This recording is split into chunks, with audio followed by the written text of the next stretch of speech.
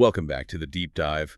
Today, we're really jumping into the Republic of Cameroon. Yeah, it's a fascinating place. And, its modern identity is, well, it's complicated. Not exactly a smooth blend, is it? Definitely not. More like this really tangled knot, right? Tied up with colonial history, that fierce push to central power we see. And these really deep-seated regional identity issues that just keep bubbling up. It's a critical case study, I think, in how a state builds itself. Right. And maybe not always on consensus, but sometimes, as the sources suggest, on suppression and maintaining emergency powers. Exactly. So our mission today for you listening is to distill the critical moments from the source material. We need to look at everything from those ancient polities, the early resistance movements, Right up to the Anglophone crisis, the economic challenges, those ongoing border disputes. We want to understand why Cameroon is structured the way it is today. and what historical fights are still, actively being fought, maybe just beneath the surface of this centralized state. And to get at that centralization, we really have to start with that almost misleading moment in 1982, the Ahidjo-Biya handover. Oh, absolutely. The sources are pretty clear, highlighting it as a rare, peaceful change of government in Africa at the time.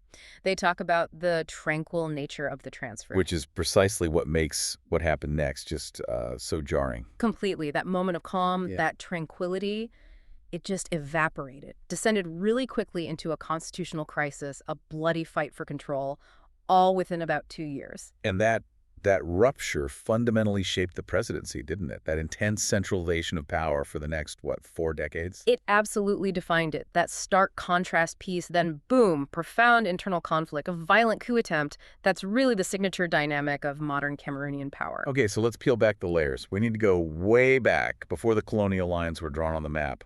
Cameroon wasn't an empty space. It had established states, complex interactions. Right. And in the North, you absolutely have to understand the influence of the Fulani. It laid down a historical structure that, well, it still echoes today in regional politics. So tell us about the Adamawa Emirate. How did that come about? Well, it centers around Modibo Adama. He was a very learned Muslim scholar born around 1786. And the crucial thing is the legitimacy he received From whom? from Uthman Dan Fodio, the major figure of the Sokoto Caliphate.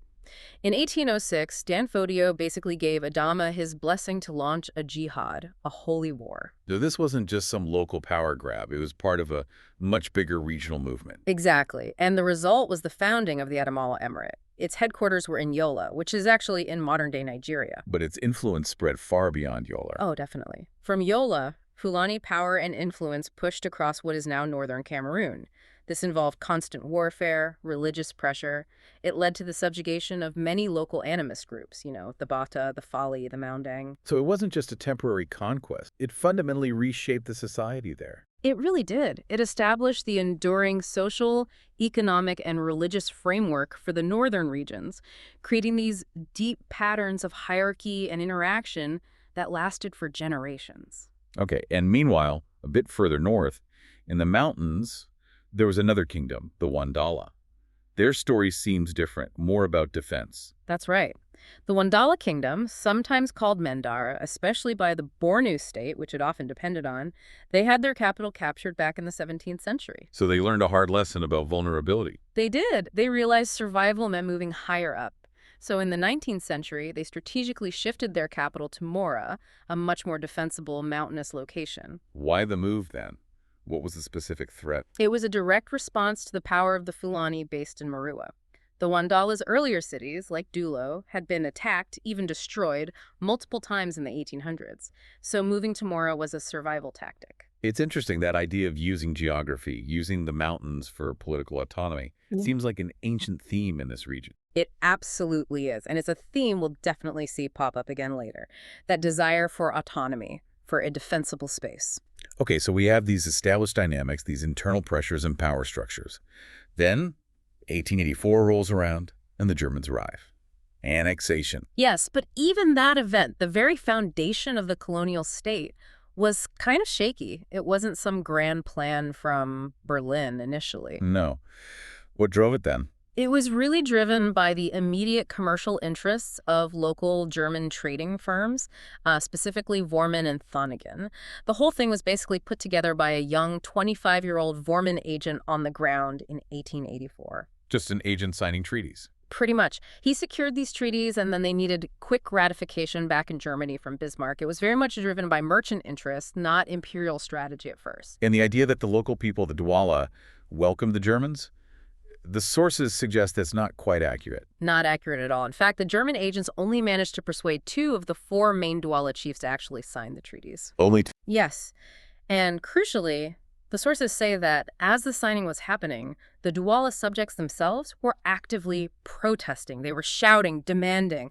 They were crying out, "We want English." Wow. So right from the very beginning, there was this preference, or at least a demand, for British involvement over German or later French control. Exactly. You can see the seed of the whole Anglophone issue planted right there at the very moment of colonial annexation, that foundational preference. And this initial opposition didn't just stay as protests. It escalated, didn't it?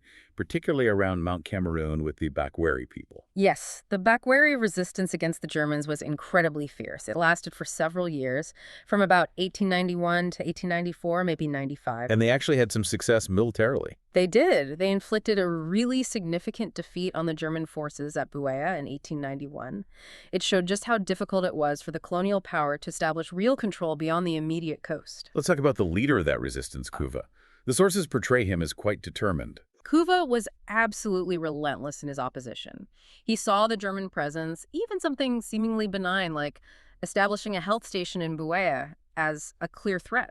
A Trojan horse, essentially. Precisely. He saw it as the prelude to taking their land, which turned out to be correct.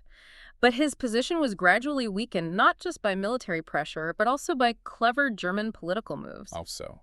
Well, the German administration set up a native court in Victoria around 1894. And this court, by offering some kind of official, albeit colonial, system for settling disputes, actually gained some legitimacy in the eyes of certain Bakweri. Why would they accept that? Probably because it offered an alternative to the constant, often violent inter-village conflicts that were common at the time, so some saw it as a route to a different kind of order, even if it was imposed. But Kuva himself never bought into it. No, he held out. His resistance really only ended with his death in January 1895. And the enduring power of his defiance is symbolized by the fact that, even today, his grave's location is kept secret. It's unmarked. That's incredible. It's more than just history. It's a living symbol of that resistance. It truly is. And that resistance wasn't just symbolic. It was rooted in a very real, very material grievance, the loss of their land. How significant was this land alienation during the German period? It was catastrophic for the Bakweri. Huge tracts of their ancestral lands were taken over for the development of these massive European-run plantations. This completely transformed the region's economy and, crucially, its demography. How did it change the demography? Well, take the example of Mondonia, Bakweri village. Surveys done later, around the mid-20th century, showed that the indigenous Bakweri people made up only about 4% of the population there. Only 4%. Where did everyone else come from? They were immigrant laborers brought in from other regions, even other colonies, specifically to work on these vast plantations. So the original inhabitants became a tiny minority in their own homeland. And that historical grievance, the loss of land and being outnumbered, it didn't just fade away. Not at all. It's not passive history. It's the absolute core mission of modern political and social organizations. Groups like the Bakweri Land Claims Committee, the Bakweri Cooperative Union of Farmers, they exist today precisely to fight for the return of, or compensation for, those lands taken during the colonial era and often maintained by the post-colonial state. So the conflicts of the 1890s are still alive and kicking in Cameroon's political landscape today. Absolutely. It shows how these historical injustices continue to shape present-day demands and political mobilization. Okay, that deep history of resistance and land issues provides crucial context. Now let's shift focus to the nationalist era, specifically the rise of the Union de Population du Cameroun, the UPC. This wasn't just a political party, it became a radical independence movement, right? It absolutely did. The UPC was formed in 1948, and its growth was just explosive.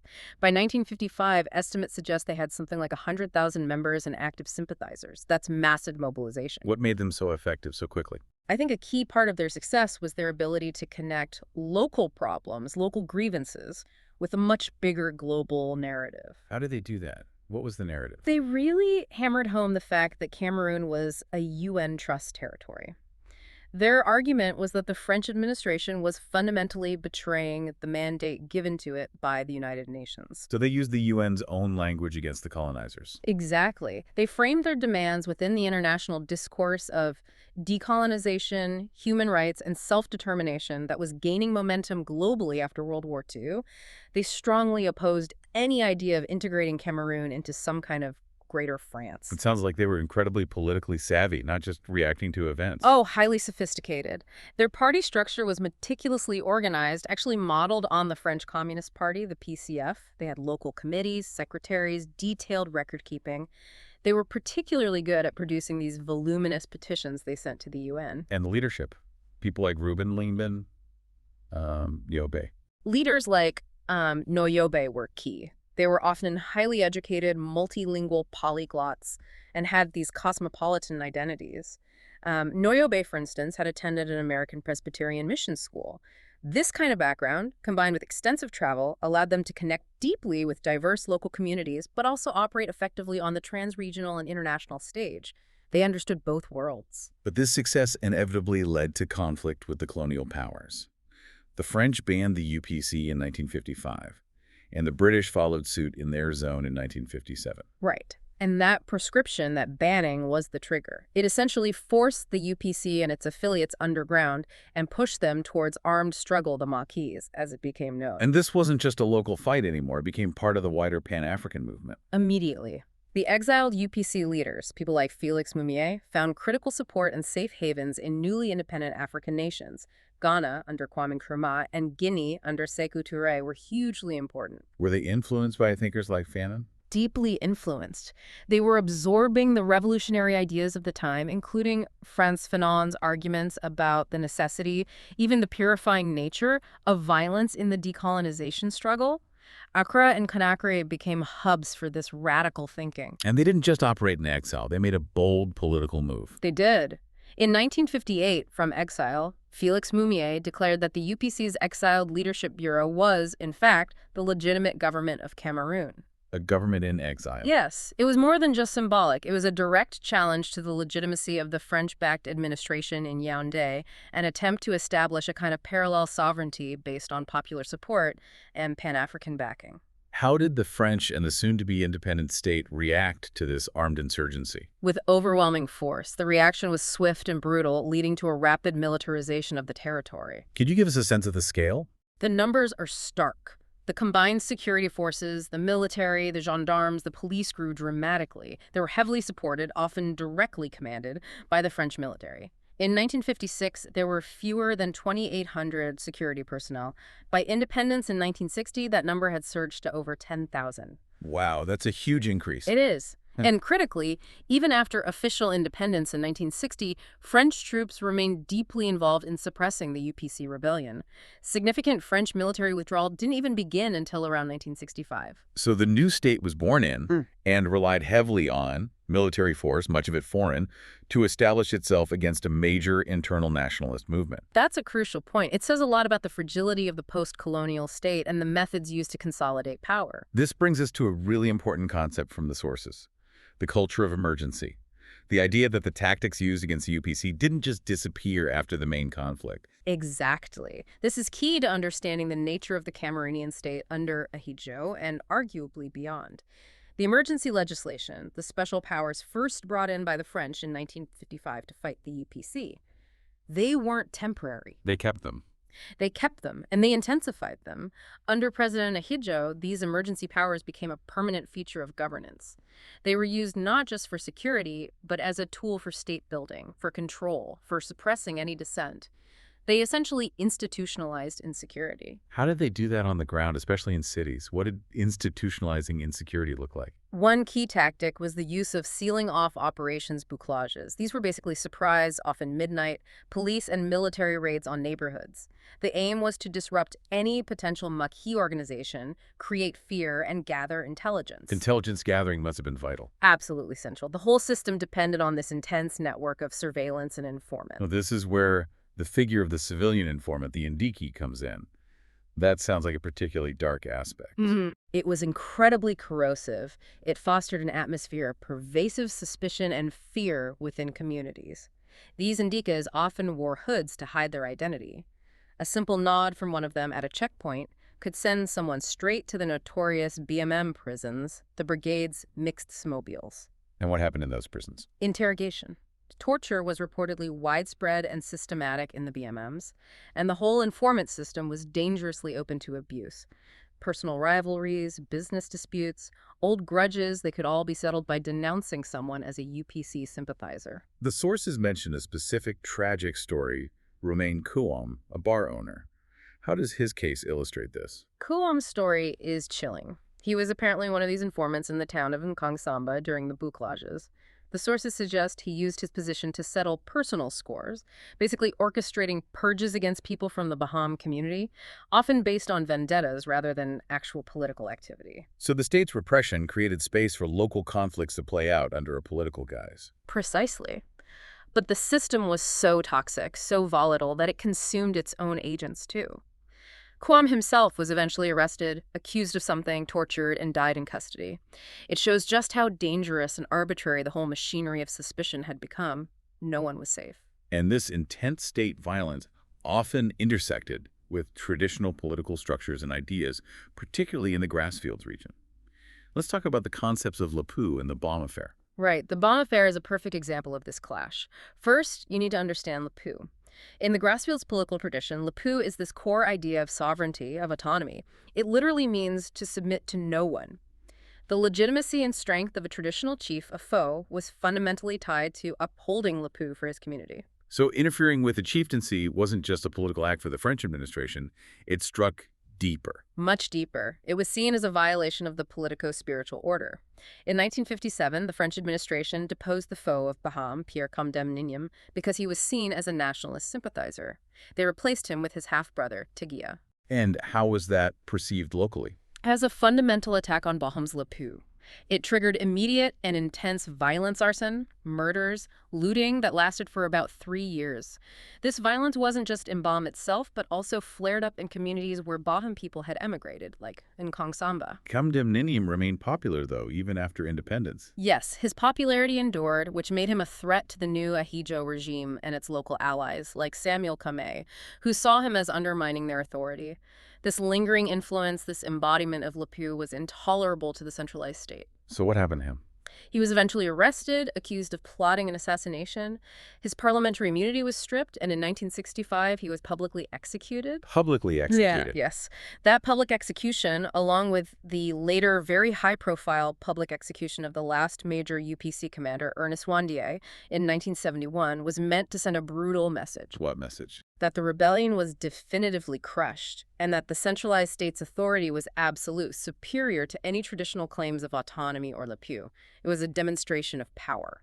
But even these symbolic executions didn't mark the absolute end of the repression. No, the sources indicate that public executions of alleged rebels continued in places like Nkongsamba's public squares as late as 1975, years after the main conflict was supposedly over. So that whole period, the reliance on informants, the BMM prisons, the public executions, it really underscores how violence and this permanent culture of emergency weren't just temporary measures, but foundational tools used to forge the centralized Cameroonian state. Absolutely. They were integral to the process of state formation and consolidation under Ahido. Okay, this centralized power, forged in the suppression of the UPC, then shapes the next phase, the creation of the Federal Union after independence.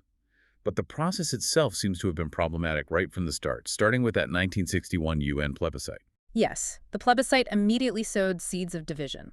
The vote was in the British-administered southern Cameroons.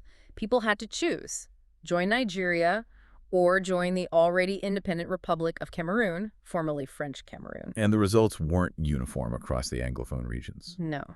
The vote in favor of reunifying with the Republic of Cameroon was significantly higher in the Northwest region compared to the Southwest region.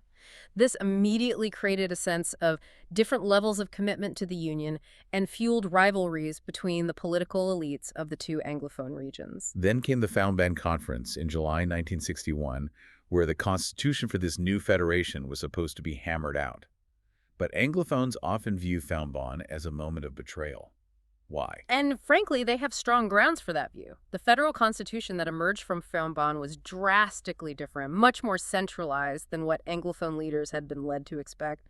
Power was heavily weighted towards Yaoundé. But wasn't it just about the content? Wasn't there a procedural issue too? Yes, and this is arguably the core grievance. The Fourbon Constitution wasn't debated or ratified by a joint assembly representing both the merging territories. Instead, it was simply approved by the parliament of the existing Republic of Cameroon, the Francophone state, on September 1st, 1961.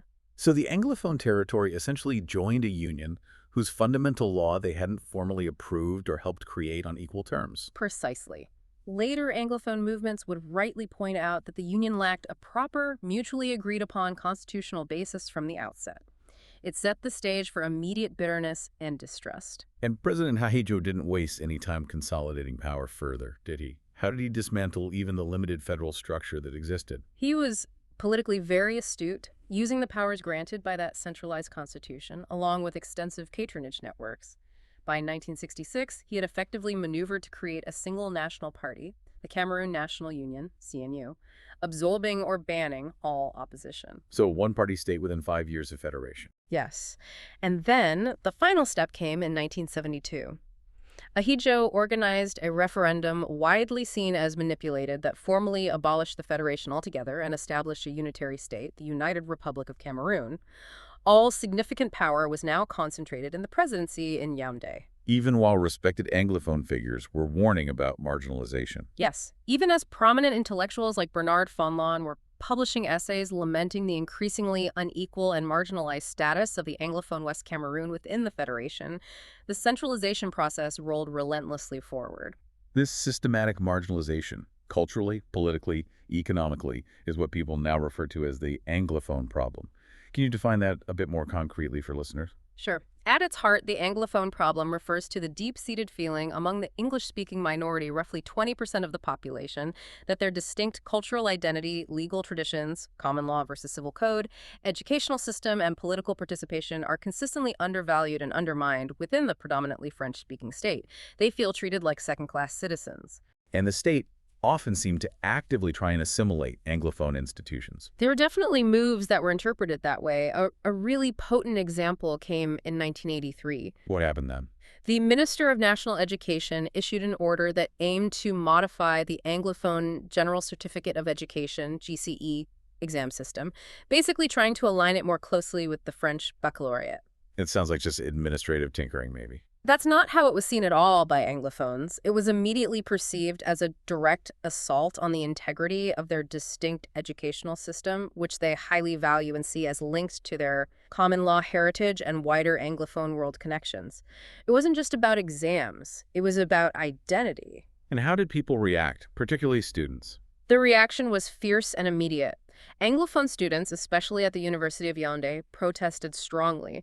They weren't asking for assimilation. They were demanding equal recognition and opportunity within their own system. They pointed to exclusion from professional schools and argued for creating Anglophone system institutions, not converting theirs. How did the government respond to the protests? Tragically, but perhaps predictably, given the history, the student demonstrations were met with severe police brutality. This only reinforced the perception among Anglophones that the centralized state's answer to their identity claims and grievances was force, not dialogue. Fast forward to more recent times, the demands seem to have escalated beyond just equality within the unitary state. They have indeed. The political struggle evolved significantly, especially after the return of multi-party politics, however limited, in the early 1990s. What were the key milestones? A major moment was the convening of the first All-Anglophone Conference, AACI, in Buea in 1991. This brought together Anglophone leaders and intellectuals who started formulating concrete proposals for a return to a federal system. The detailed EMIA proposal, for example, came out of this period. But the movement didn't stay united on federalism. No, it fractured. Some felt federalism wasn't enough or wasn't achievable. This led, by 1999, to the Southern Cameroon's National Council, SCNC, proclaiming the independence of Ambazonia, which is their name for the two Anglophone regions. That was an outright call for secession. Yet even this secessionist movement seems to struggle with unity. Yes, that internal division has been a persistent problem. The SCNC and subsequent groups advocating independence or federation have been plagued by leadership splits and factionalism almost since day one. This has significantly hampered their ability to present a united front, either politically or, more recently, militarily in the ongoing conflict. And even among the Anglophone elite, who don't necessarily want secession, there's still disagreement on the best path forward. You mentioned federalism versus decentralization. That's a crucial fault line today. There's a significant debate about the preferred constitutional future if change were to happen. Many elites, particularly from the Southwest region, tend to favor what's called radical decentralization, based on the existing 10 administrative regions. Why that model? Partly, it's seen as a way to protect their own regional political space and control over resources, potentially guarding against perceived domination by elites from the Northwest region, who have historically been very prominent in opposition politics, especially via the Social Democratic Front, SDF. Now, what's the SDF's position typically associated more with the Northwest? The SDF has generally proposed a return to a four-state federation. This model is arguably designed to be less threatening to the existing structure and potentially more palatable to their Francophone members and allies. So these internal Anglophone divisions, rooted partly in pre-reunification regional politics, actually prevent them from forming a cohesive bloc to pressure the central government. It absolutely hinders their collective bargaining power. This lack of a single unified political front makes it much harder to force meaningful constitutional concessions from the highly centralized regime in Yaoundé. Okay, let's shift back to that central power structure itself. We talked about the Ijo-Bia handover and how it went sour. What was the specific trigger for the conflict between them after that peaceful start in '82? The core issue was control. Ahidjo resigned as president of the republic in November 1982, but, and this is key, he stayed on as president of the ruling party, the CNU. The only legal party at the time. Exactly. The widely accepted interpretation is that Ahidjo intended Bia, his constitutional successor, to basically run the administration, but Ahidjo himself would retain ultimate political power and ideological direction through the party apparatus. Bia was meant to be the hand, Ahidjo the brain. But Bia wasn't content with that role. Not in the slightest. He very quickly started asserting his own authority, making key appointments and demonstrating he intended to be his own man, the real center of power. How did Ahidjo react to that? He tried to pull rank, asserting the supremacy of the party over the government. It was a direct power struggle. But Bia had moved faster, building his own alliances within the state apparatus, including parts of the military. He effectively outmaneuvered Ahidjo. Leading to Ahidjo losing the party leadership, too. Yes. Bia's consolidation of power forced Ahidjo to resign as CNU party president in mid-1983. This set the stage for the final, violent confrontation. The coup attempt in 1984. There was a minor attempt earlier, but the really big one was April 6, 1984. A bloody and very serious uprising by the elite Republican Guard, stationed in Yaoundé. Who's behind it? It's widely believed to have been orchestrated by hardline elements loyal to the now exiled Ahidjo, trying to restore his faction's control. But forces loyal to Bia, particularly units brought in from outside the capital, managed to crush the coup after fierce fighting. And the result of Bia winning that fight. Absolute consolidation of power in the presidency. Bia used the coup attempt as justification to purge remaining rivals, eliminate any challenge to his authority, and cement the highly centralized, personalistic system of rule that has characterized his long tenure. Let's look at the economic side of things under this centralized system. What was the economic philosophy Bia inherited from Ahidjo, this idea of planned liberalism? Planned liberalism was the official doctrine. In theory, it meant encouraging private enterprise, both domestic and foreign, but with the state playing a very strong guiding role. Guiding how? By directing investment towards priority sectors and regions, and also by being a major economic actor itself. The state became a huge owner or partner in a vast network of state-owned enterprises or parastatals across almost every sector of the economy. What powered the economy initially under this system? Primarily agriculture. Traditional cash crops were the backbone things like cocoa, coffee, bananas, rubber. Cameroon was a major exporter. But then oil came online. Did that change things? Significantly. When oil production ramped up in the late 1970s and early 80s, it provided a major new source of revenue. For a while, Cameroon built up substantial financial reserves, kept somewhat secretly off the main budget. Did this lead to ambitious development plans? It allowed the government to talk big, yes.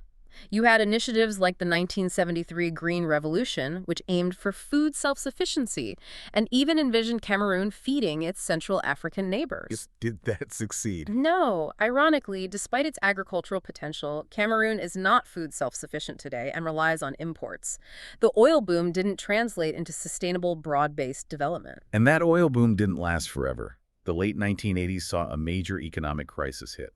What happened? The collapse was incredibly swift and severe. The main trigger was the sharp, sudden drop in global oil prices in the mid-80s. Cameroon's export revenues plummeted. What about those reserves they'd supposedly built up? Yep, they vanished remarkably quickly. Those off-budget oil funds, managed opaquely, were rapidly depleted, partly used to cover the massive losses of the inefficient parastatal sector. By 1987, the government had to publicly admit the country was facing a profound economic crisis. So Cameroon went from being seen as relatively prosperous, at least compared to some neighbors, to needing international help. Exactly. They had no choice but to turn to the International Monetary Fund, IMF, and the World Bank.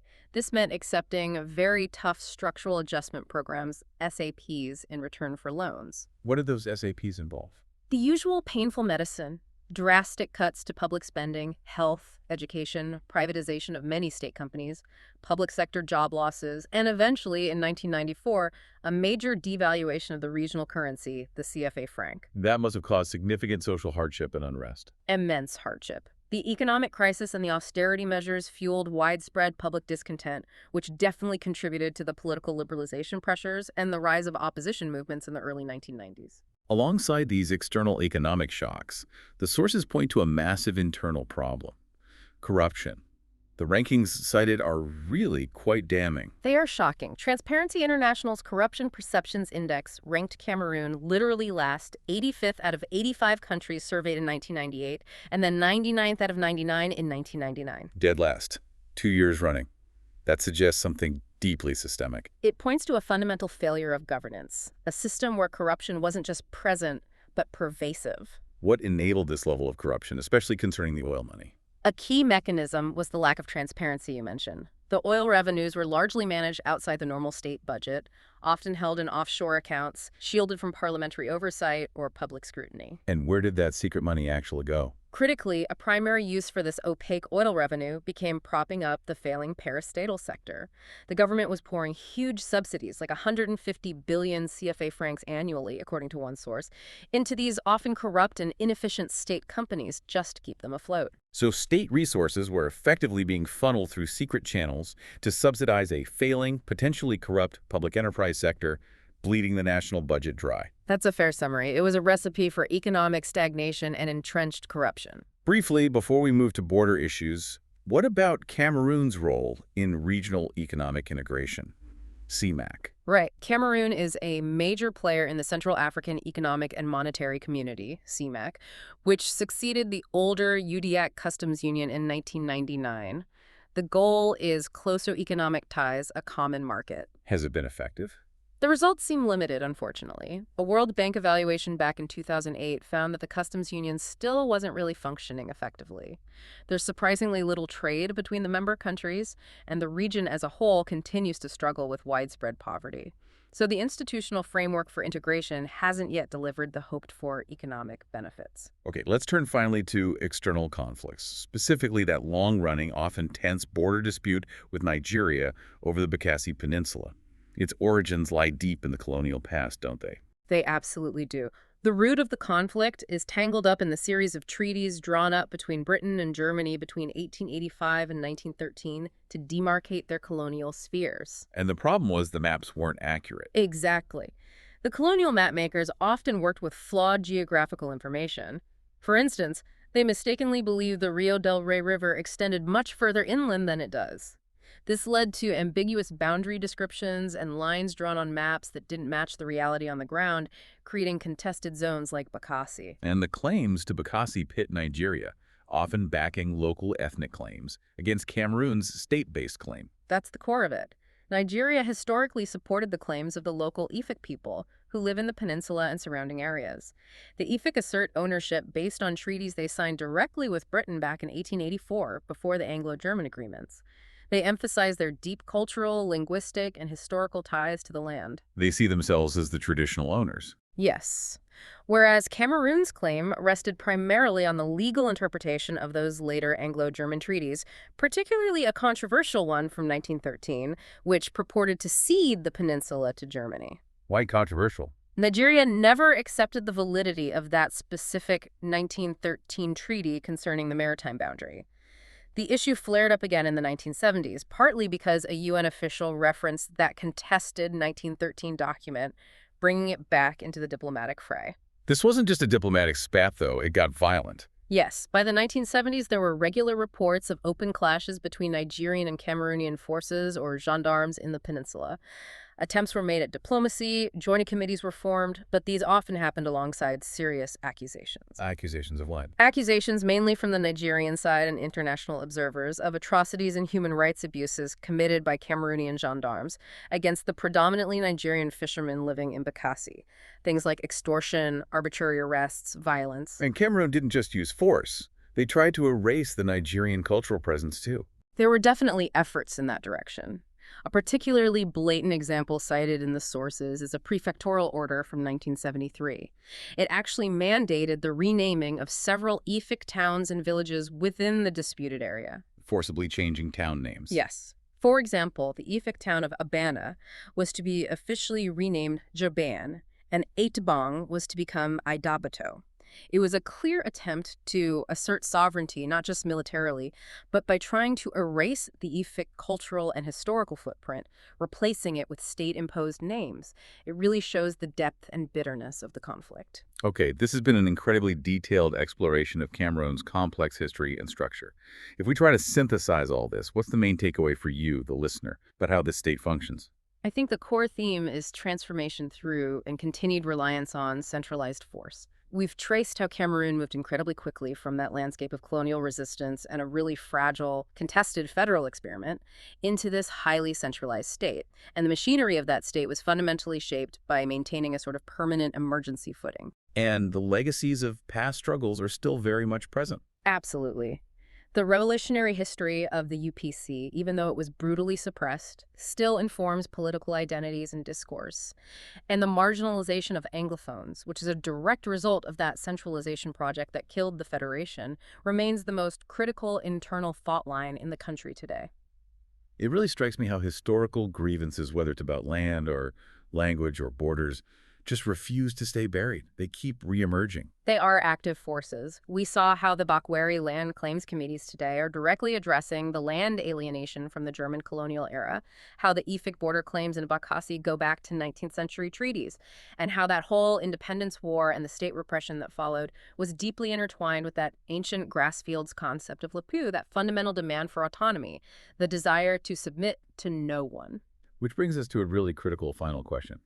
If the original constitutional compromise, the reunification itself, was flawed from the start, procedurally compromised, as you said, and if that deep fear among Anglophones of Francophone domination persists, fueled by decades of centralization, how can Cameroon realistically address this persistent demand for autonomy for Lepu, which seems to exist in various forms across different groups? How can it do that without completely fracturing the centralized state that President Bi inherited and has spent decades reinforcing? That really is the million-dollar question, isn't it? It's the fundamental challenge of statecraft in Cameroon today, and perhaps in many post-colonial African states. The history we've discussed strongly suggests that simply trying to impose top-down centralization over deep-seated demands for local autonomy and recognition has consistently led to conflict. We saw it with the UPC rebellion, and we're seeing it tragically now in the Anglophone regions. So what's the alternative? Well, the path forward is unclear and highly contested. Could it involve a genuine radical constitutional overhaul, maybe revisiting a federal model that actually guarantees power sharing and protects minority rights? Or can the existing centralized state find credible ways to ensure genuine institutional and cultural equality for all its diverse groups? The history doesn't provide easy answers, but it powerfully demonstrates this. Ignoring or suppressing the demand for Lepu for meaningful autonomy and recognition, seems destined to perpetuate the cycles of conflict that have defined so much of Cameroon's modern history. A profound challenge indeed, with implications for stability across Central Africa. Thank you for guiding us through this incredibly complex history today, and thank you for joining us on this deep dive.